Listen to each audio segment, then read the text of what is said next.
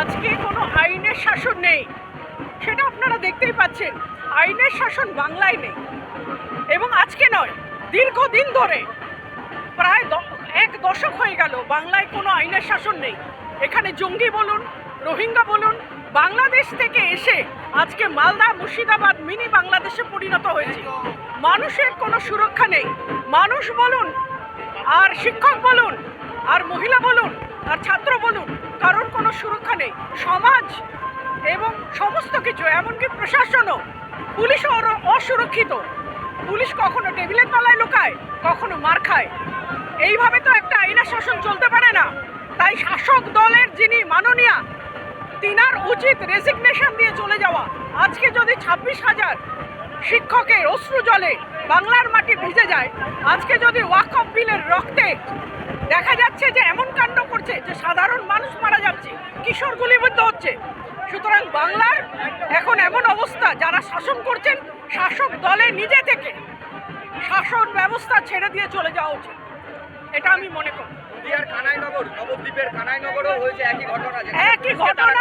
একই ঘটনা মুর্শিদাবাদের সুতি থেকে, শামশেরগঞ্জ থেকে, সমস্ত জায়গায়, মালদা থেকে শুরু করে, আপনারা জানেন এর আগে হাওড়ায়, ভট্টনগরে, আপনারা জানেন ধুলাগড়, আপনারা দেখছেন এই বাংলায় কি হচ্ছে।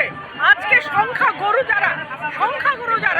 যারা অত্যন্ত বেশি সংখ্যায় রয়েছে বাংলায়, তারা সুরক্ষিত নয়। তারা নিজেদের সুরক্ষার জন্য আইনের শাসনকে পাচ্ছে না, রক্ষককে পাচ্ছেন না। পুলিশ খালি বিরোধীদের আটকাচ্ছে, পুলিশ পুজো করতে দিচ্ছে না। কিন্তু পুলিশকে যখন টিয়ার গ্যাস মারছে, পুলিশকে যখন পাথর মারছে, তখন পুলিশ কিন্তু তাদের অ্যারেস্ট করতে সাহস পাচ্ছে না। পুলিশের এখন মেরুদণ্ড চলে গেছে। এই মেরুদণ্ডহীন পুলিশকে বুঝতে হবে যে আগামী দিনে যখন মারটা পড়বে, তখন পুলিশের ওপরেই প্রথম আক্রমণ হবে, পুলিশই প্রথম মার খাবে। সুতরাং পুলিশকে মেরুদণ্ড সোজা করে যারা আক্রমণ করছে, দলমত নির্বিশেষে ধরতে হবে। শাসক দলের দালাল হয়ে থাকা চলবে না এই বাংলায়। তাহলে বাংলার জনগণ কিন্তু এটা দেখছে, এবং সামনে 2026-এ কিন্তু এর প্রতিফলন হবেই।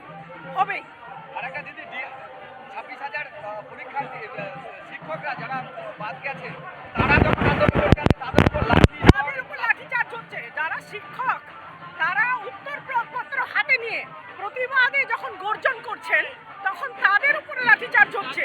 কিন্তু যারা পুলিশকে ইট মারছে, জুতো মারছে, একটা বিল যেটা পার্লামেন্টে পাস হয়ে গেছে, সেই বিলটা নিয়ে গাড়ি পোড়াচ্ছে, বাস পোড়াচ্ছে, বাইক পোড়াচ্ছে, তখন কিন্তু পুলিশ চুপ।